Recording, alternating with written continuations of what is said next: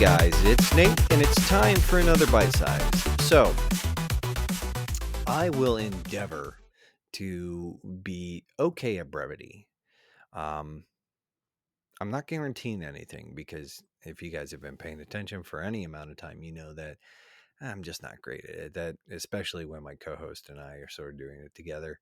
But I wanted to sort of just run something by you, so this one is called this bite-sized rather, it's called a critique of a critique. And recently, a friend of the show, Mark Erickson over at Quick Play, released an episode. I think it's episode 116, where he basically kind of goes after the 10-point review system that a lot of outlets use, and just as general, that we use. And frankly, I think he makes some really interesting and worthwhile points. He talks about the fact that a lot of the bulk of, even in the 10-point scale, the bulk of sort of games that release in this, like, I think it was either 60 or 70 to, like, 90, etc. And so there's a pretty significant chunk of that range that just doesn't get used as a general rule. And so he lays out his argument, his position for using a 5-point system, and it's pretty compelling. I think it's a good listen. I think you ought to go check it out.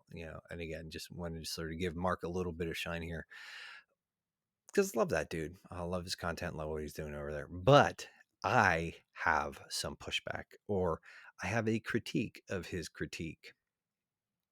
And so one of the things I think, I don't want to put words into his mouth, but he sort of said that we need to get rid of some of the extraneous sort of non-usable data, sort of simplify things and really put an emphasis on, creating conversation. And with his system, and it's not a bad system, I just think it could be better. Because if we're looking for simplicity, and if we really do understand that any sort of review, or or sort of even conversation about a game, really does boil down to, you want to know, as a consumer, you want to know, should I buy this, should I play this, or should I pass on it? And so my position is that it should be pass or play. You either pass on the game, or you play it, right? And so that's when I write a review over on GG. Sometimes I write reviews for the games that I'm playing over there. And there's just little things, because I think the fact of the matter is, and again, Mark makes the point that a lot of times when people are reading these longer form reviews, they just kind of go to the bottom, they look for the number, and what they're really looking for is information there to saying, like, should I buy this? Should I play this? Or should I just do something better with my time, or just play a different game altogether? And so, in sort of even stripping it down to the much more almost like brutalist approach here, I think we just need to say games are passes or they're plays. Now, there's gradation there, and there is sort of a nuance, and there's a way that you could probably say that, like, my system balloons out to sort of a 5-point system, right? Because there is this kind of like, a game is a play or it's a pass, right? But there is sort of some nuance there. So I have should plays, like games that I think most people should play. I have must plays, games that I think are absolutely essential to, if a video game canon exists, these games belong to that. I have should pass, where it's kind of like, this is, I think for most people, this game is not appropriate, suitable, or worthwhile. There's must pass, but with the should pass, there's kind of like, there might be some redeeming quality in there. I just didn't think it was worth it. The meat wasn't worth fighting with the bones on that one. And then there's must pass, where it's like, this thing is just, don't even look at it. This is it's either just busted or whatever. But I don't really, and that's the thing, is like, I don't really, I actually, I'll have a conversation about that, and I might even explain that in the, like, in the review that I write. But I don't actually use it. It's just, this is a pass. Like, you can pass on this and feel okay about that decision, or you can play it. Because if you're reading those reviews, or you're watching one of the long form videos where Josh and I are having conversations about games, that's what you're really interested in. You want to know, like, you're after my opinion, you're after Josh's opinion, or you're after some sort of writer's opinion, or whoever. But the point of you sort of consuming that kind of material is that you want to know whether you think a game is worth playing, or you should play a game, and you're using me or somebody else, some other reviewer or critic or whatever, as a reference point. And our tastes either align or they don't. And so sometimes if you're a person whose gaming tastes run completely counter to mine, but for some reason would listen to the content, and Nate's like, I really like this game, you know, you could maybe, to a fair degree of certainty say, I don't know that I would like this game.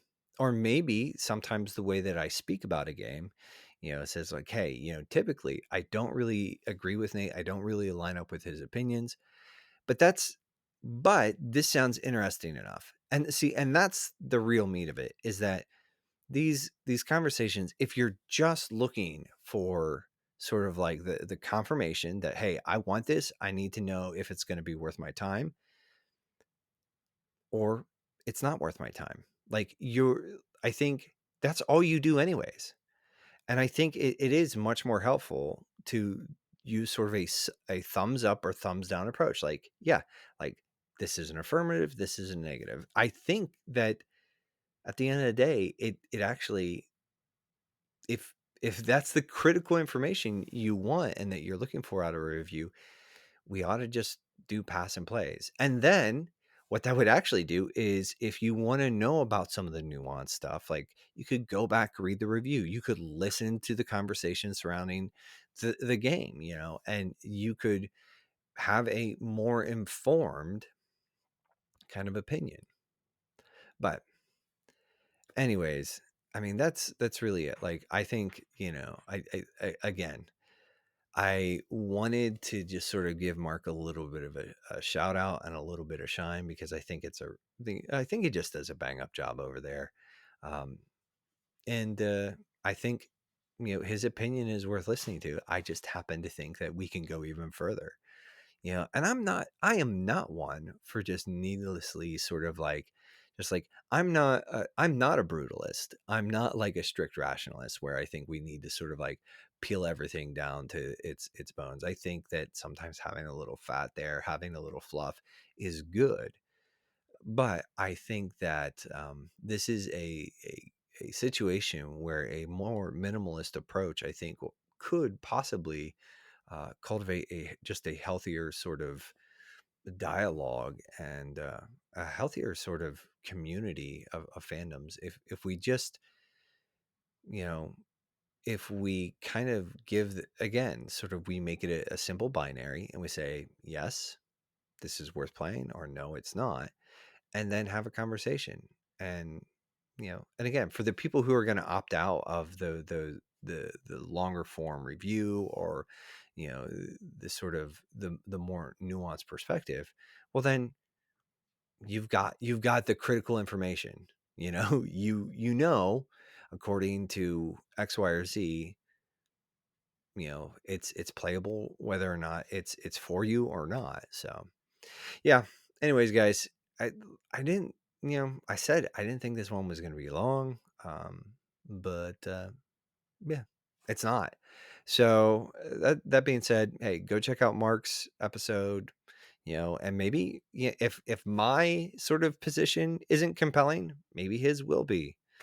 But yeah, that's all I got, guys. And so just wanted to thank you for hanging out. Thank you for listening, watching, doing the rating and the reviewing. And I just want to say, until next time, guys, be good and do the things.